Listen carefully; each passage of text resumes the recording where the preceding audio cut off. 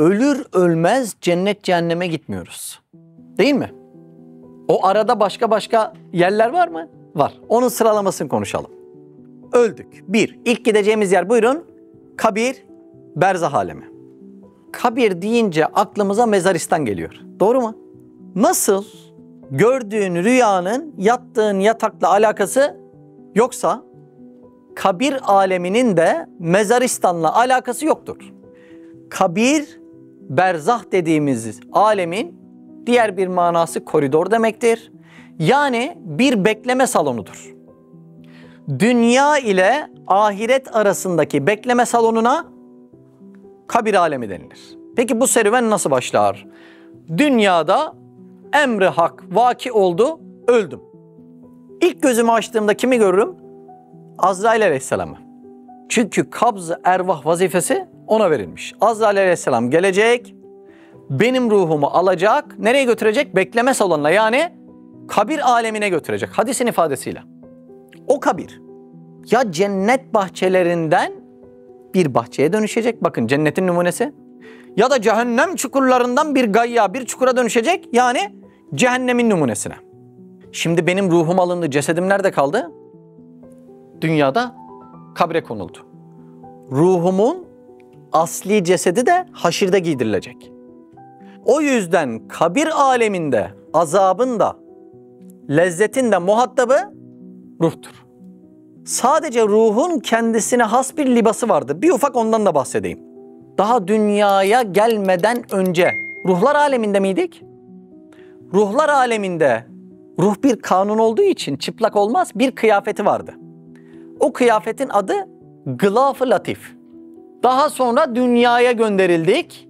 Dünyada ruhun kıyafetinin adı nedir? Cesettir. Çok güzel. Daha sonra öldük, kabre konulduk. Kabirde de ruhun kıyafetinin ismi bedeni misali. Ama kabirde alınacak lezzetin veyahut çekilecek azabın muhatabı ruhtur. Birinci serüvenimiz burası. 2. Nereye gideceğiz oradan, kabirden? Haşir, yani mahşer. Mahşer kelimesinde haşir kelimesi de saklı, fark ettiniz değil mi? O mahşerin başındaki mime zaman mekan mimi deniyor. Şimdi ahirette zaman da mekan da yok ya. O yüzden mahşer hem mahşer zamanını temsil ediyor, hem de mahşer yerini, mekanını temsil ediyor. O yüzden zaman mekan mimi denmişler. Yani mahşer dediğinizde zamanı da hayal edebilirsiniz, mekanı da hayal edebilirsiniz. Şimdi kabirdeyim ve bekliyorum. Birden İsrafil Aleyhisselam suru üfledi. Doğru mu? Üfledikten sonra yeniden diriliş yaratılacak. İşte orada asıl bedenim orada bana geri verilecek. İnsan yeniden yaratılan bedenine dönecek. O yüzden buna ne deniliyor? Bas, yani diriliş. Basu ba'del mevt. Ölümden sonra bas. Ölümden sonra diriliş deniyor. Ondan sonra hesaba çekilmek üzere mahşer meydanında bekletileceğiz. 3. Vakfe. Mahşer meydanında vakfe denilen bekletildiğimiz bir dönem yaşayacağız. Burada bekletilip Allah'ın celaline karşı korku hissi bizde galip gelecek.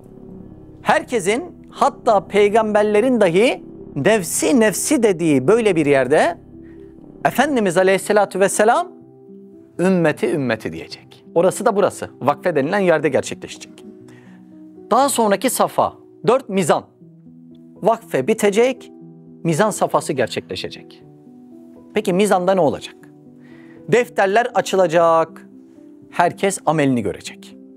Bizim şefaat dediğimiz izne tabi olan o hadise de mizan safhasında gerçekleşecek. Allah katında hatırı geçen zevatın hayrına bazı kişilere şefaat gösterilecek.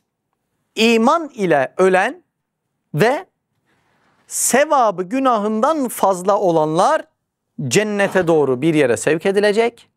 Küfür üzere ölenler veyahut günahı sevabından fazla olanlar, onlar da cehenneme sevk edilecekler. Sevk edilmeden önce nereden geçecekler? Sırat. 5 sırat diyelim. Sırattan geçtikten sonra da 6 diyelim. Cennet, cehennem. Son durakta kişi cennete veyahut cehenneme gidecektir. orada alacağı lezzeti veyahut tadacağı azabı hem beden olarak hem de ruh olarak tadacaktır. Var mı anlaşılmayan bir şey? Ahiretin safhaları. Biraz merakımız az değil mi bunlara? Belki dinleyenlere sorsak, böyle sıralamalar mı vardı? Biz gözümüzü açtığımız gibi cennet cehennem zannediyorduk diyecekler belki de. Yazık değil mi bize ya? Bunları bile bilmeden ölüp gideceğiz böyle. Hiç merak etmiyoruz detayları. Merak eden bazıları da kafasını çorba yapıyor. Doğru bir metodolojiyle ilmi kendisine örüp inşa etmiyor. Çok ihtiyaç var. Evet. Mustafa, sen muhasebeci miydin? Bu hesap kitap yap bakayım şu yolu, seyahati. Yani ben kabirden sonra direkt cennet cehennem şeklinde düşünüyordum. Arada haşir vakfe kelimeleri yani şey oldu. Siz hesap kitapta hiç dosya aklamazsınız değil mi? En ince detaya kadar. Evet. Şimdi bunlardan niye atlıyoruz be Mustafa? Mustafa bizde bir gariplik oluşmuş bu asrın çocuklarında. Hissetmemiz lazım yani. Allah'a böyle gidilir mi yani? Ayetleri bundan bahsediyor. Efendimiz Aleyhisselatü Vesselam hadisleri bundan bahsediyor. Yürüdüğü yollar bunları anlatıyor. Yani nasıl böyle alakasız kalıyoruz bu meselelere? Garip değil mi ya? Şimdi bir kalp krizi geçirse görsek. Bizim İsmail Ammo değil mi? Daha geçen kalp krizi geçirmiş. Bir arkadaşımızı geçen kaybettik kalp krizinden. Gencecik adamlar bunlar. Şimdi yolda yürürken de biz ölsek. Bilmediğimiz yerlere mi gideceğiz yani? Düşün, otobüse binmişsin, seyahat ediyorsun. Nereye gidiyorsun diyorlar, bilmiyorum diyorsun. Nerede ineceksin?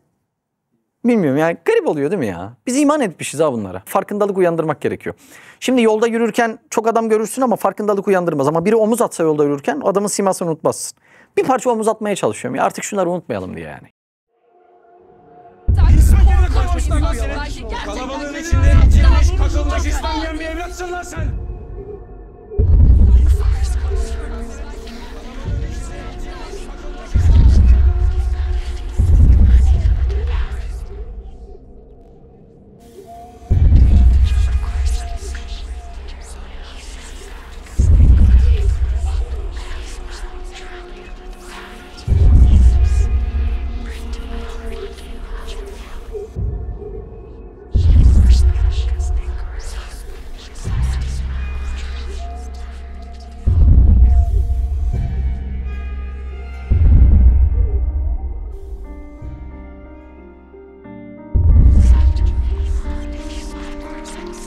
Boğulmak şeytana mahsustur.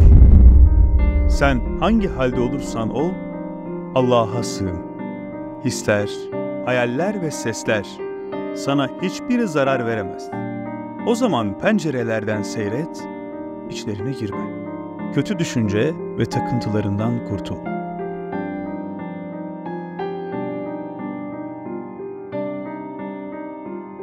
Mehmet Yıldız'ın kaleminden Vesvesan kitabı sizlerle. Kitapyurdu.com'dan sipariş verebilirsiniz.